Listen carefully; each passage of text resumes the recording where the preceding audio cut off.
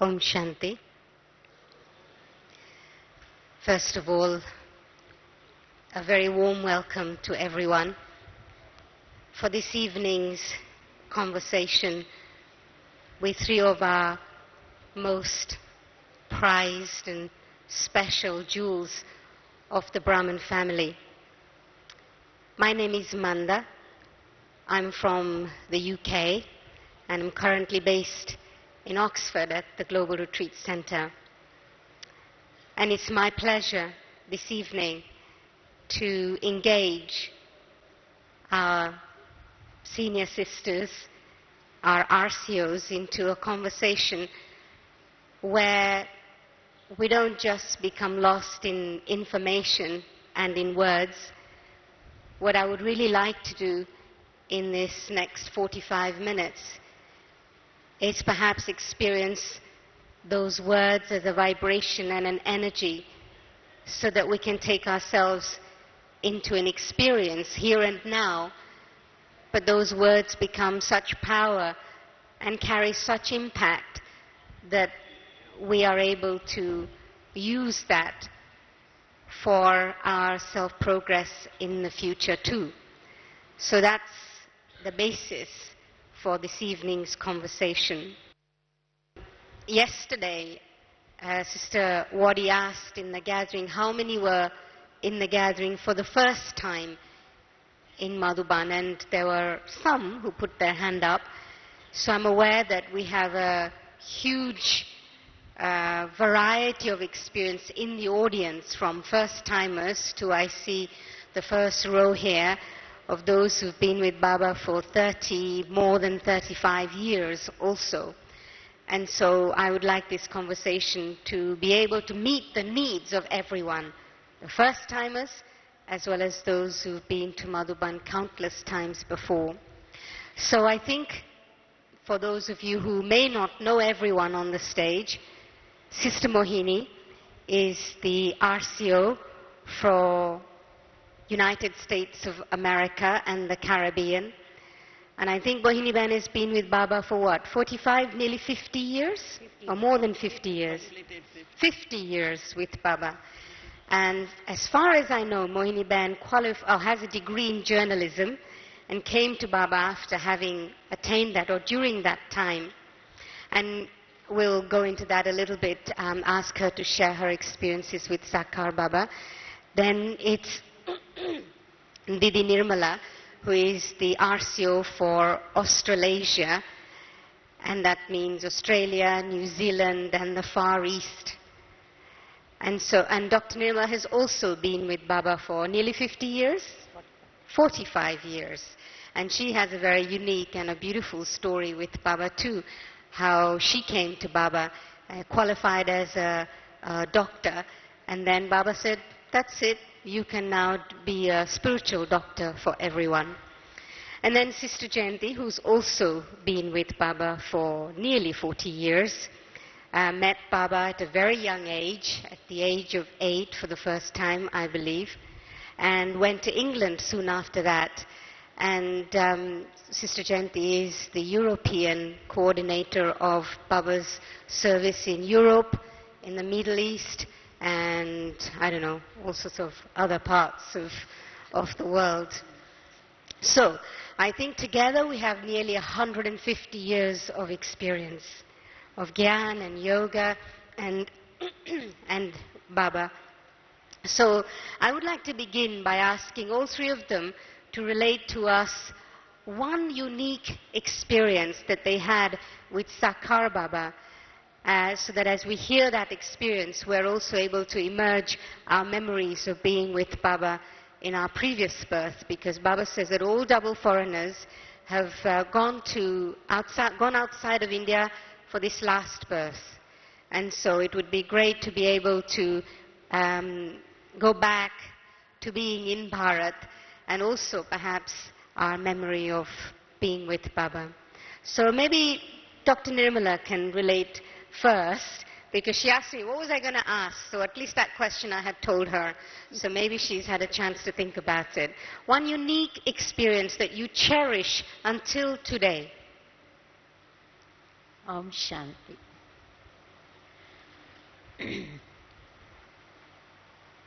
So one good thing about the organization is it's a family.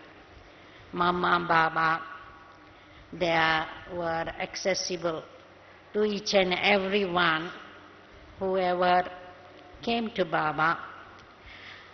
And when Manda was saying, Baba gave me permission to renounce my medical practice, I would first correct it that Baba never gave me permission to give up medical practice. Though, as I said that whenever I had any change in my life, I used to go and ask Baba, what should I do?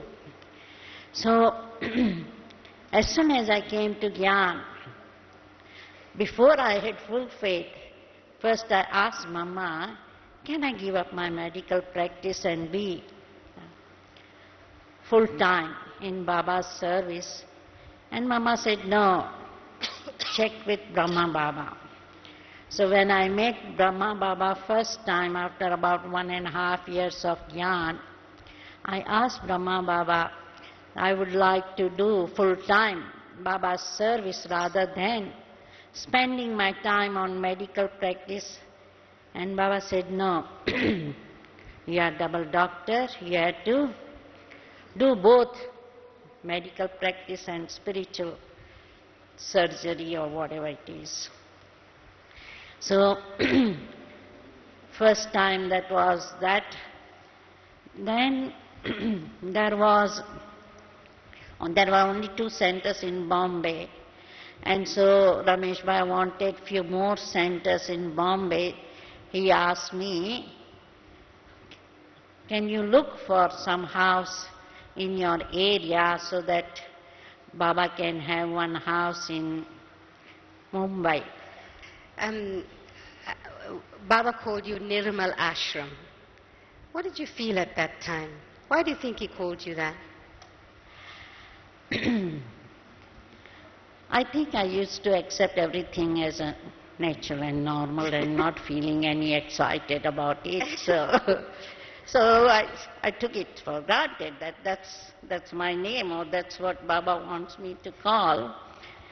But I think main thing is Nirmal is also clean and ashram is also pure. So that's what Baba found, those qualities in me, and so he gave me that title. But also Baba said, I don't remember the exact numbers, if he had 10 Nirmalas, he'd create heaven. How many was it, 10 or a dozen? 30. 30. If he had 30 Dr. Nirmalas, heaven would come when? Tomorrow? Heaven will come very soon. That's very powerful. 30 Dr. Nirmalas and heaven would come very soon. How many we have? I think heaven hasn't come yet, so maybe we haven't got 30 because he didn't find 30 Dr. Nirmalas. Mohini Ben, thank you. Om Shanti. Whenever one has to answer a question like this, so many thoughts and so many experiences just go through the screen of mind, and sometimes like which one to choose and which one to share takes few moments. So that's what was happening in the screen of my mind. So many beautiful scenes and communication and experiences were emerging. I also just want to briefly relate like my experience with Baba as one who knows our horoscope and also his bestower of fortune. Knowing what our part will be, what my part will be, I should say. From day one I noticed that whatever Baba was saying, he knew what I have to do and what I will be doing. And when I think of that, all the sequences, directions and everything like he knew. One of the main issue for me also was should I continue my studies or not?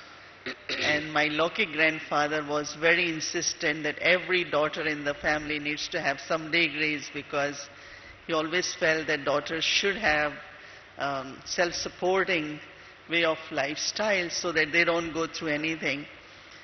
And on the other side, whenever I asked Brahma Baba, should I continue to study, he said that at that time there were 10 young girls in Punjab and they had just finished school or something, and Baba said, but I want a daughter who should have some advanced studies. So because I have two Lokik and a Lokik grandfather saying both things, so I had to do it and kept on studying for almost 7 years after coming to Baba. But as I said, that Baba knew, so whenever, wherever I am, whatever I am doing, I immediately say that Baba knew I had to do this. That's why maybe the information, the education, whatever little I had to do in Lokik world always had been very, very useful into whatever I have to do, play part also for spiritual service. So I always remember Baba as bestower of fortune, but also one who knows our horoscope. There are two things. One is some people are very fascinated by light and subtle kinds of things. But my fascination always was to see that there is some meaning and purpose and perfection in the way life is led. Because one of the things I always got turned off from many spiritual leaders was because I didn't see them very oriented, very organized, or anything around them was really like sometimes mess. So when I first time was able to make appointment to see Baba, I had just began my university and Baba gave appointment for 5 in the afternoon. And I went to see Baba and Baba was in his room. And as you know that everything was so clean, very simple but very, very clean.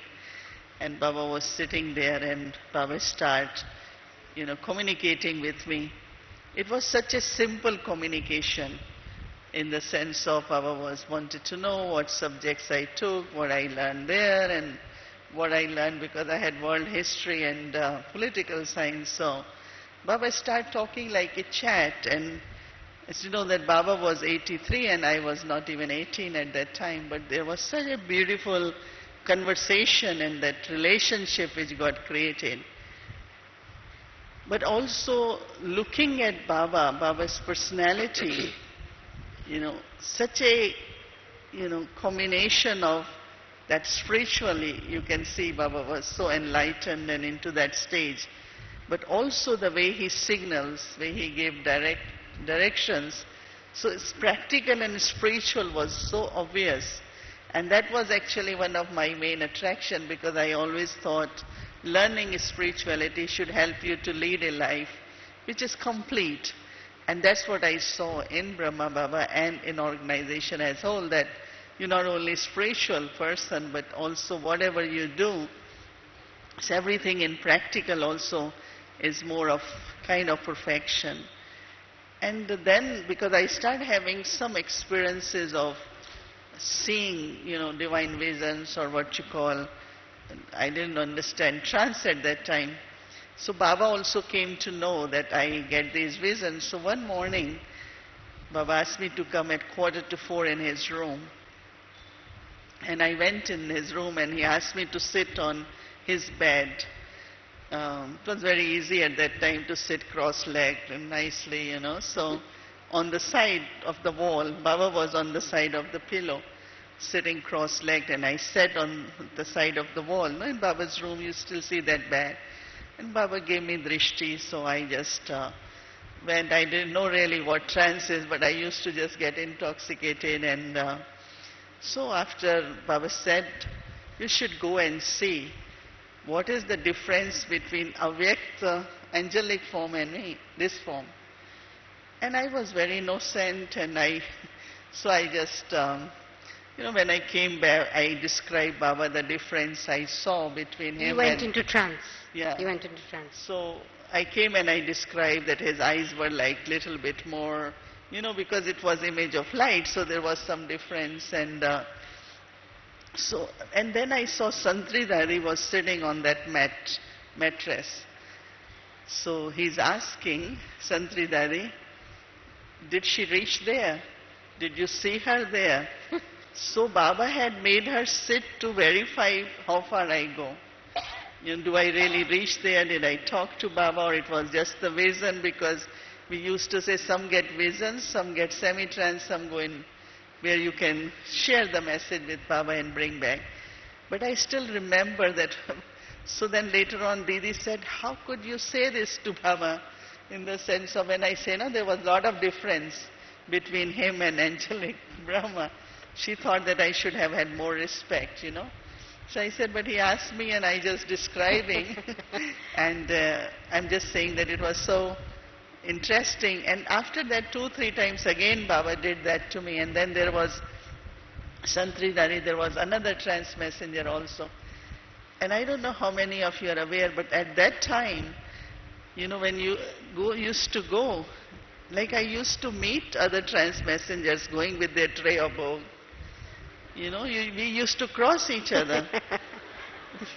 this daddy went or this one went. It used to be very interesting. Now I don't see. You don't see otherwise, trance messengers going up now with I the don't tray? see now that traffic, in the sky. But it was very interesting to see later on. But so how Baba personally checked, and then of course, but this whole thing of drishti and personal attention which Baba gave at that time for everything was something really, really, So my first meeting with Baba, but this also experience with Baba sitting on that bed. So when I first time had to come to Madhuban, I asked many, what should be my aim? And they said, Baba used to wake up at 2:30, between 2:30 and 2:45. You should also wake up at that time. And then try to be somewhere around so that you can catch the vibrations. So when I went, Baba said, what's your desire? I said, can I be around 2:30, 2:45? And Baba smiled. He didn't say. He just nodded. And I know that since then, 2:45, my eyes must open, whatever happens, because I just feel Baba is up, 2:45, just be up.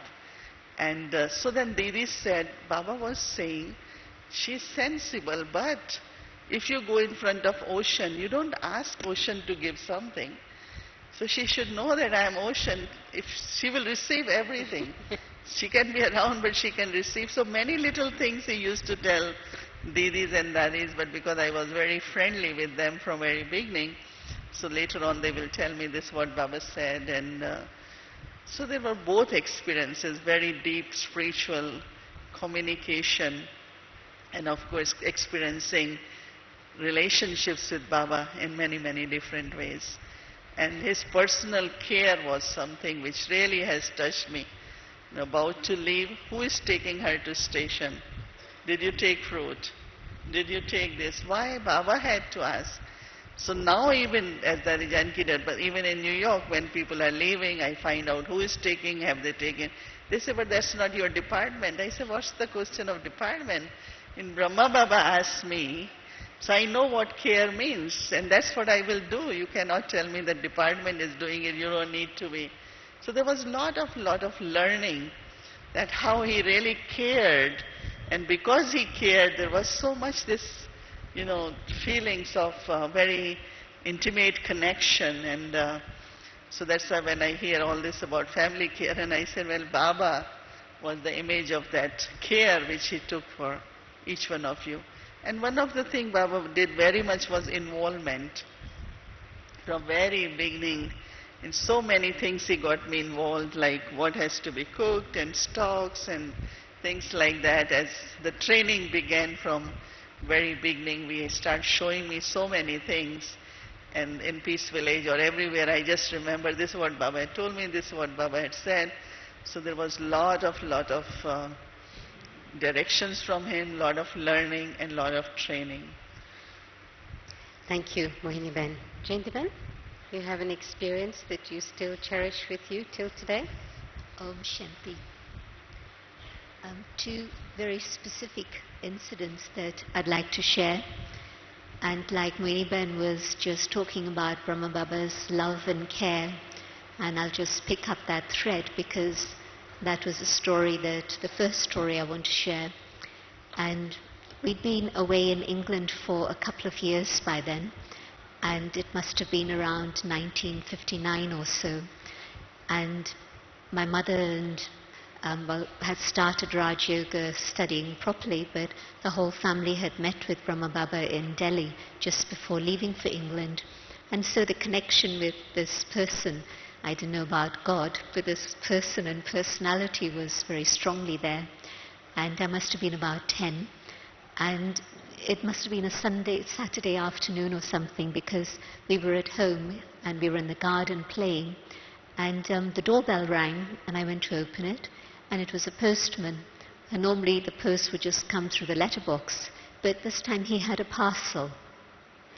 And by then my mother and brother had come, and I said to my mother, can I open it? Because it was a parcel from India, it was exciting.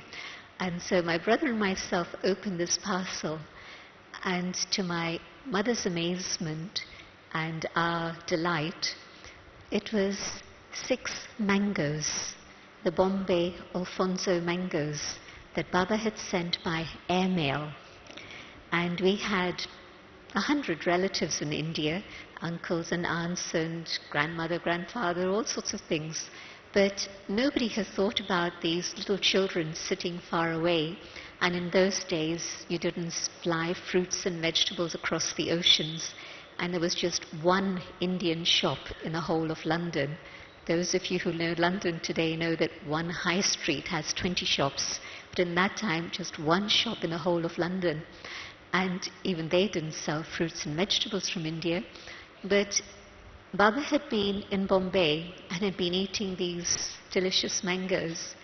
And Baba had suddenly thought of these little children far away and had said to one of the sisters, send these mangoes by airmail to the children. And so why should Baba suddenly think of children just like that? So just an indication of Baba's tremendous openness of heart and remembering even little children who physically at that moment didn't even recognize who he was. And then the experience that actually was my moment of spiritual death and rebirth, and some of you may have heard it, but for some it might be new. But I hope that what it will do is to help you be able to recreate that experience from Baba's Srishti for yourself. And in any one of Baba's rooms, you can go and look into Baba's eyes and you'll be able to have the same experience, I'm sure. And what had happened was that it was night time and Baba had said to come and say good night. It was just earlier in the day that Baba had had a chat with me, and very much Baba again through Kaldarshi, because Baba had asked me, child, what do you want to say? And I'd said, Baba, I want to surrender. And this was after about 2 months of taking Baba's knowledge. And Baba said, Baba knew already. And I remember that Baba had predicted something like this about 3 years earlier when I was meeting Baba without any gyan or meditation or anything. And the memory came back when Baba actually said it. And then Baba had said, come at night. And it was about 10 of us. The place where we now keep our shoes, that was open to the sky. It was a courtyard. And it was June and it was very warm. And Lachu Daddy, who you still see in Pandav Bhavan, was the one who looked after Baba's personal needs. And the bed that you see in Pandav Bhavan in Baba's room is a very light one, just 4 bases, 4 pillars, and just rope and a tiny little mattress on top. So it was very easy to lift and move. So she pulled out Baba's bed into that courtyard just to be in the fresh air. And about 10 of us all the others were daddies, and then it was myself. And Baba was lying on the bed, the pose of Vishnu that you see in many of the pictures. And Baba was looking at each one, and I must have been third or fourth in line. And when Baba looked at me, Baba beckoned me across. And I went to Baba, and Baba had by his pillow a bunch of very fragrant, beautiful jasmine flowers.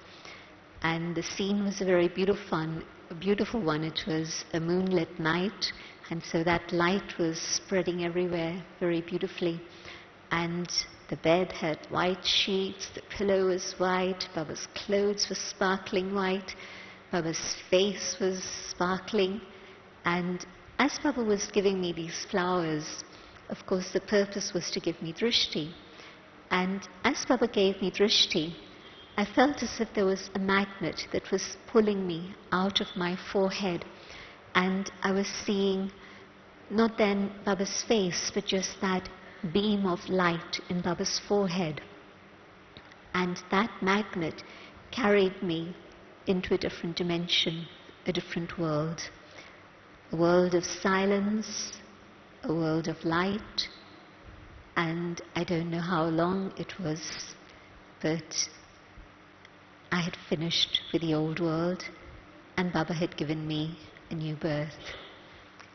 And when I came back again into the consciousness of this world, and Baba asked the question, does anyone have thought, why is Baba giving her drishti in this way? And I then became aware of, across the other side from Baba was Daddy Janki. And her face was like a full moon itself, beaming away. And she just nodded her head, and she'd understood what was happening. And that was it. I had a new birth, and Baba prepared me for a new life. And so certainly from June through till January, until that night that I got the news that Baba had become avyakt, it was possible to have instant yoga, just remembering Baba's face and taking that drishti, and instantly there'd be that awareness of Shiv Baba also, and that connection with God. And then I had to change my method of yoga on the 18th of January, that night after we heard the news. And so for a few months then I had to learn to focus just on Shiv Baba. I couldn't think of Brahma Baba's face for quite a while. But after that, then things again healed. And again today, if I just think of Brahma Baba's face, it's not just this human being, but very much as Baba shares in the Murali. How do you experience the mother and father? It is through this one. And so Baba's drishti is able to help me connect very, very powerfully with Baba. And so I know you'll say that, but we didn't have the fortune of seeing Sakar Baba. But I think that Baba said something very beautiful, that Baba has made himself even more available because he has left the limits of the physical world and is now in the subtle dimension. And so Baba is available, and just, especially in Madhuban, go in any one of Baba's rooms, whichever campus it is you're on, and take drishti from Baba, and you'll connect with Shiv Baba also. Thank you, Jayantiben. Actually, that really brings me to the next question that I did want to ask, because it was a conversation that a few of us were having this morning. On the one hand, I think most people sitting here haven't met Sakar Baba. And on the one hand, it's very easy to say, okay, you can go to Baba's room and take drishti from Baba, and you will experience Baba because it's become unlimited. But I think that the one thing that most people would say is that they do struggle. They do struggle with trying to make that connection with Baba. And the one thing that we want so dearly is to be able to experience Baba right there before our eyes, in front of us. And so how do you experience Baba in the daytime as you do things, as you maintain your awareness or consciousness? What is it? How do you experience him, and what is it that you do that makes Baba a reality in your lives now? And in what way do you experience? Perhaps it's a big question, but that's okay.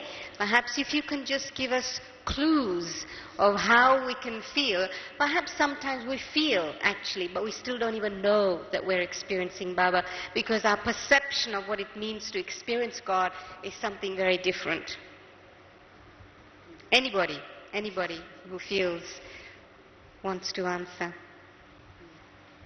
For me, to experience that presence is when I am doing something, when I have to decide and then do something, and whatever I have to decide and do has to be based on Baba's teachings, like what Baba had said and how Baba has done and taught us. So when you are doing that, so first connection which I am making is reminding myself that what really Baba's knowledge is teaching me, what is the principle or its remembrance, or so that's where actually I start feeling that presence. And when I feel that presence, mostly because I find that if you really want to, be progressing and all that, you always have to remind yourself that I have to exactly do what Baba, the way Baba is asking me to do. So you are connecting with Baba by thinking that. But this is the trap actually. And the trap is that we become too heady. We use Gyan, and so the intellect is fired up. And so this feeling gets missed out because we get caught up in the head. But I don't see that way, because I don't see that I'm using my intellect actually. But it's like I am using that truth which Baba has. And truth is more connected to the heart than head. So it's not using like, okay, just saying it's drama or whatever it is. One is to use knowledge that way. But I use the word teachings. I didn't say knowledge.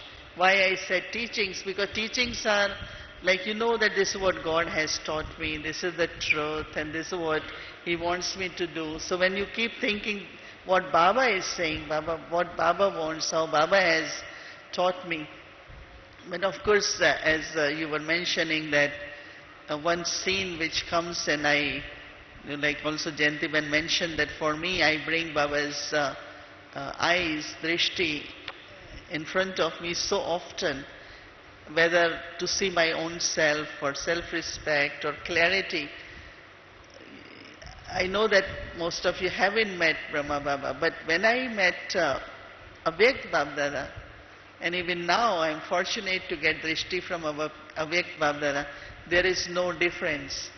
Even Brahma Baba's eyes were not wide, and as Dadi Gulzar says, but at that time, it's just the same Father is there.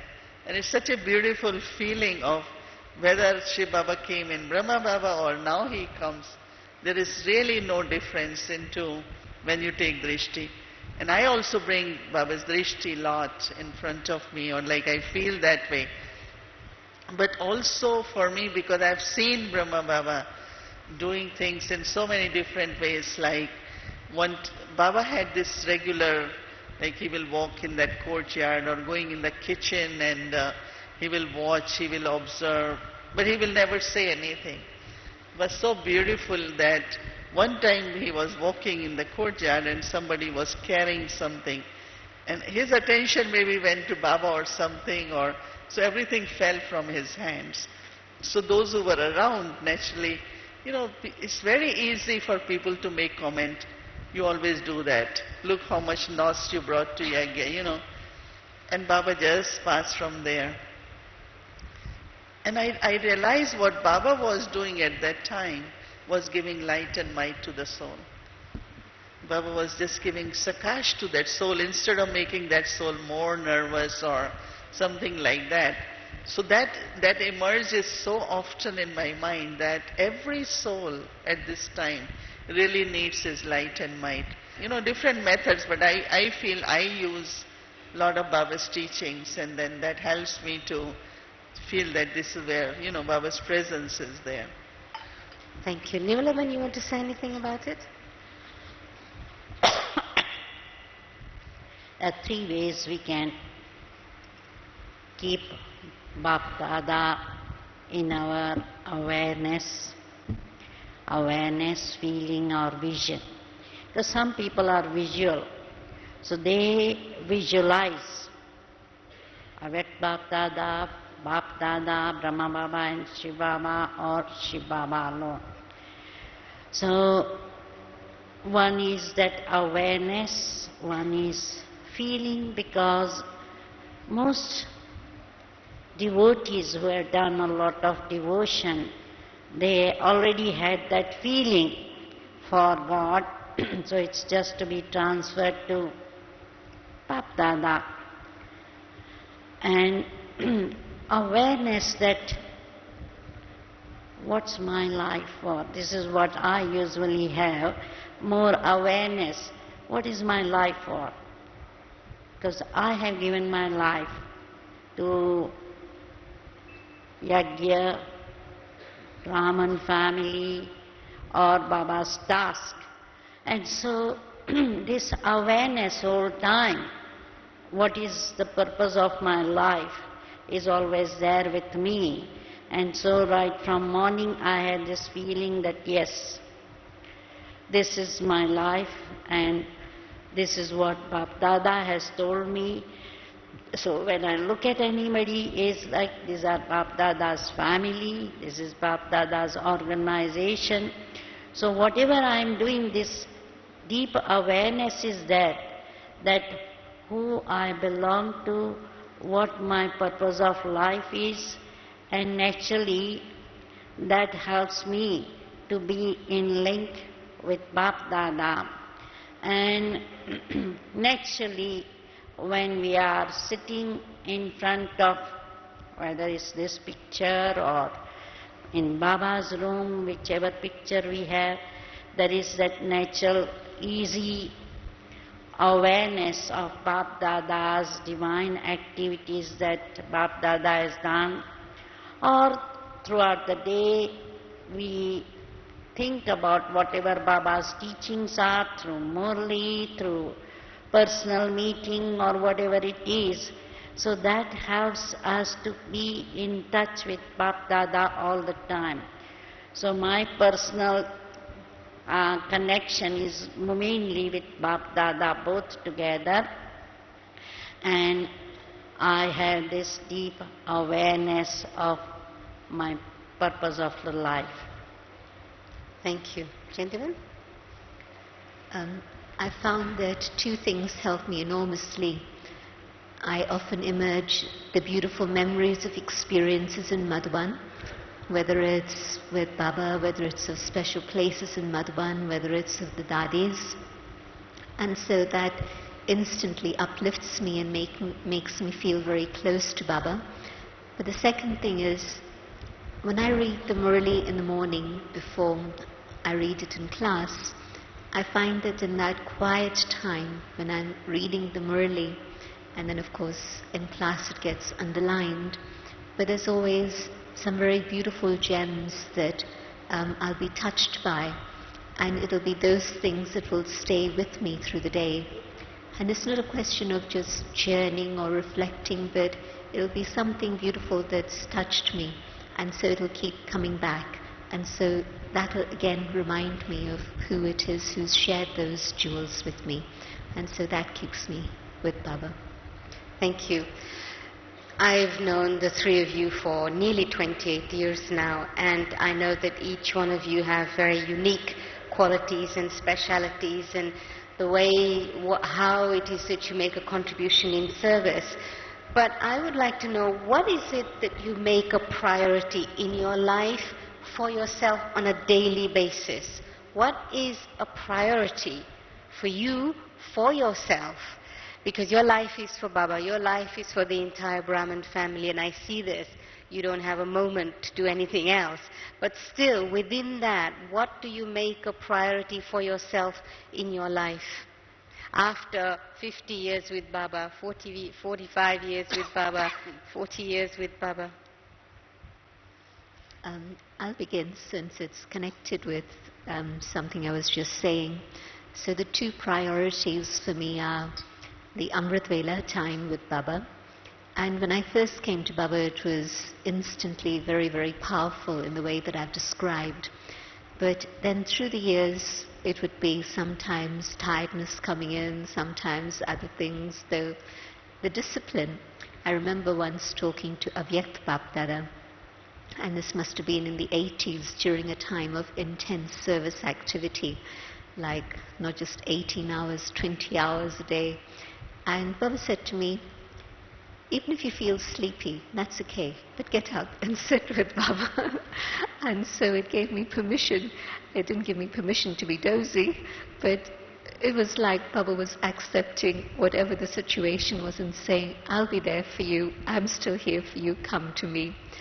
And so it then became a priority for me to sort out my timetable and really make Amrit Vela my priority a few years ago, when I decided that this really was the time that I wanted to take power and all the treasures that Baba was offering. And so that has become now a very, very special time for me again. And I shared a little bit earlier about the time when I read the Murli to myself. And it's a very beautiful time of silence. I know that in my situation, the telephone is going, and sometimes there may even be other activity, but yet still, it's a time when the mind is very easily pulled into the depth of the treasures that Baba wants to share. So wherever it is I am, whether there's a class or not, but the time of reading Murli is very precious. I definitely give myself few times a day some kind of study, Some kind of? Some kind of study, like Study. I will read some points, or I will, of course I read every day Dari Janki's class, whenever, even if I get night time, I will read it. So there is a lot of attention on churning and study, but also self-improvement and self-transformation is lot my focus. Because I feel that if you say something same way, thinking that other is not responding, I feel maybe one should think to say in a different way. And I enjoy whole day this process of self-transformation and self-progress. And that lot of joy comes from there, because like if you go somewhere and say, oh, you are always like this, and that person says you're going to say anyway, So every time you want to keep everyone inspired and full of enthusiasm. And I feel that when there is attention on self-transformation and self-progress all the time, then, internally you are very busy, but also there is a lot of happiness and contentment. Thank you. For me, the priority is Amrit Vela, Murli, and evening yoga also, 7 to 7:30. If possible, I try to sit in that meditation also. So I try to not miss the three things, wherever I am, whatever I am doing. Apart from that, for self, I keep a balance of looking on a spiritual level as well as physical level, so that I am physically also healthy. Thank you. My sense is, after all this time still, one of the aspects that we fail on is lack of self-respect. And it manifests in both ways. Lack of self-respect manifests as ego, and it also manifests as inferiority complex, or whatever you'd like to call it. So what I would like to ask is that whilst having lack of self-respect, whilst practicing to fill ourselves with all that Baba is giving to us, how can we learn to deal with that lack of self-respect and fill ourselves at the same time, so that we don't fall into the trap of our negative self each time. I think that once you know your own self based on what Baba has given introduction in the sense of who you are and then what part you have, and Sudarshan Chakradhari. I think just reminding yourself of that elevated self, that I am not just a soul, but I am that elevated soul, and I am that ancestor soul. And if it really has touched you and you believe in that it's true, then you have to just keep reminding yourself all the time that this is what I am. I am elevated soul. I am the one who has to, play the part of transforming the world. So bringing all that into awareness, definitely, and the respect which Baba gave to me, I have to give that respect to my own self. Because sometimes you can have overconfidence or sometimes you can underestimate. But if you just look at the way Baba look at you, the respect which Baba gives you, what Baba talks about you and your part, I think that keeps us, to me, you stay into very, very naturally in that elevated self-respect. Gentlemen? I think we haven't spent enough time in silence getting to know ourselves. And when we do spend that time and we see who we are, then nobody can take away that respect that you have for yourself, and also you don't then need others to be giving you respect. You're stable in your own inner dignity. And so you forget about making time, not just for yoga, but just to be able to go very deep into silence in the self. And I find that if you're taking traffic control seriously, I know here even in Madhvan sometimes the traffic control music is coming and you're doing something and you don't necessarily stop, or maybe physically you stop but your mind doesn't stop. But if you take traffic control seriously and really just go into that inner silence and connect with your own inner being, then yes, that is going to be a way in which you maintain your own dignity. What one needs to do is not compare ourselves with other people, because that sanskar of comparing and competition is sometimes so deep that we compare ourselves and feel not good enough or something. So rather than that, I would suggest that one should take titles that Baba has given us, churn it, and feel that that's me, rather than thinking intellectually that that's what Baba says for us or me or for somebody else. Because sometimes knowledge stays only in our intellect rather than having a feeling, and that's where one has to really take the titles that Baba is giving us. And especially every day Baba gives us some title, if nothing else, you are sweet, lovely children, long lost and now found. So, or take different titles at different days and churn and become the embodiment, or feel that that's for me. That will help us to maintain that self-respect. Thank you. It's nearly 7:05. Should we stop for meditation or take one more question? Stop for meditation? Does anybody have a burning question they'd like to ask?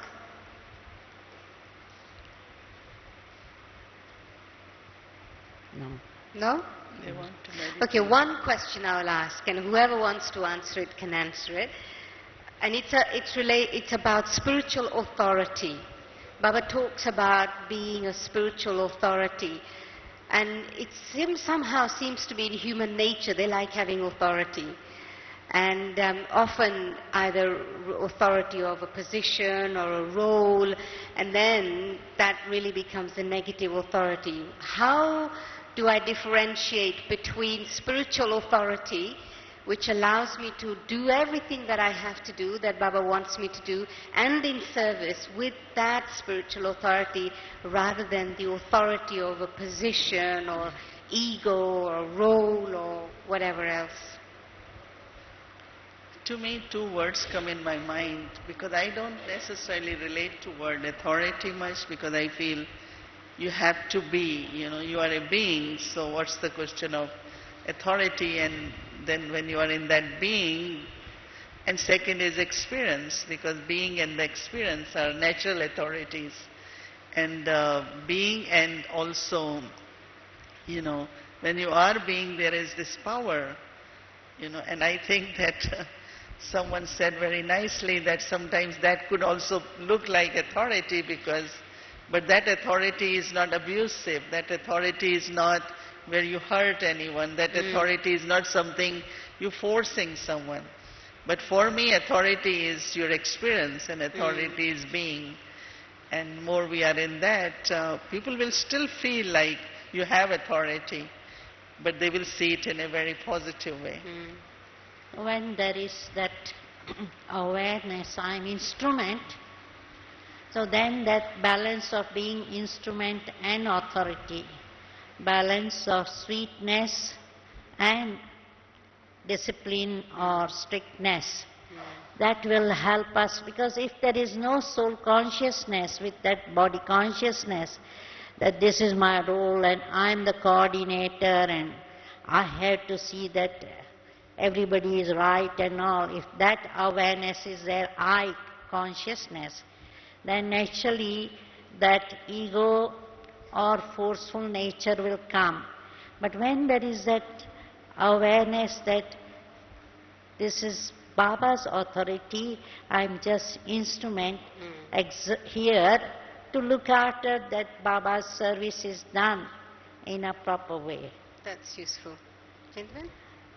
It was a subject I was reflecting on earlier today with a group of teachers who are here. And the most important thing for me is that if you think about people you know who carry that spiritual authority, I think most of you here had the good fortune of being with Dadiji. Now just emerge that awareness of Dadiji and you instantly get a picture of what is meant by spiritual authority. No type of external authority, but the spiritual authority came from two things: a huge amount of purity, total purity, and also the total state of humility and sweetness and love. Connected all those things. But for us again, how do I get to that stage? And the technique, the method that Baba is showing us is first to regain mastery over the self.